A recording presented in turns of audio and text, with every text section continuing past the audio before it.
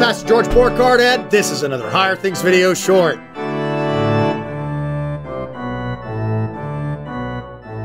On civil government, and can a Christian serve in the government?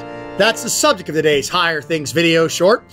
In the time of the Reformation, there was a question about whether or not, by some radical groups in the Reformation, whether or not it was proper to hold political office. Whether somebody was more spiritual if they, if they didn't participate in the government, or maybe if they left their families, they forsook everything to follow Jesus. And maybe that was the best thing to be doing as we all await for the coming of the Lord. And Article 16 of the Augsburg Confession confesses very clearly that our churches teach that lawful civil regulations are good works of God.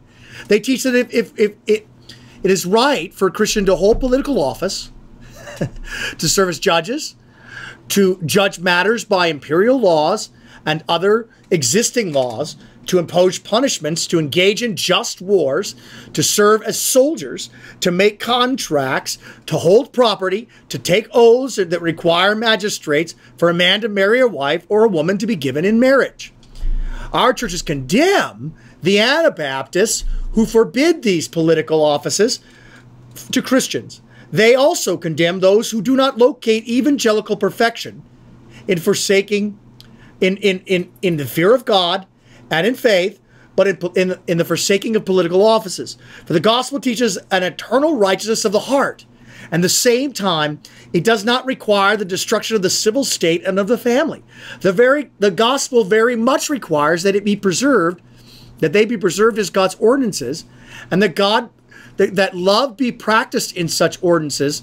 Therefore, it is necessary for Christians to be obedient to their rulers and laws. The only exception is when they are commanded to sin, but that they ought to obey God rather than men. So the question is, what is a Christian given to do in the civil realm? And that is, the government is a gift from God.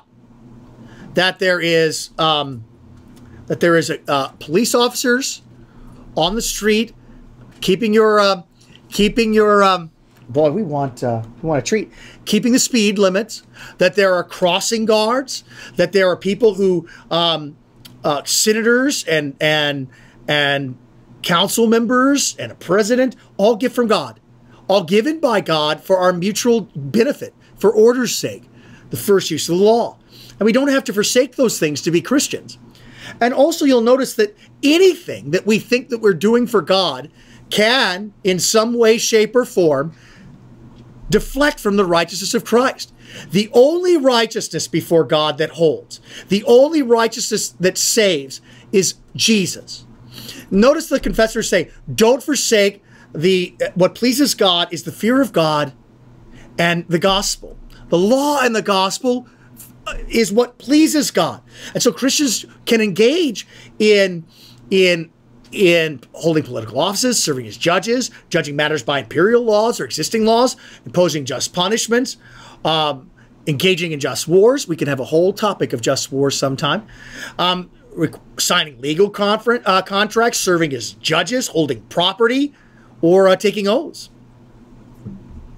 What Christians must not do is obey the state rather than so they're obedient to the state in all matters except when the state requires them to disobey God, and then they must obey God rather than men. Pretty simple. Anything which anything that we do which we think holds merit before God, which isn't commanded by God or required by God, isn't helpful. These orders and the government instituted by God himself for our benefit. I'm Pastor George Borkard, and this has been another Higher Things video short.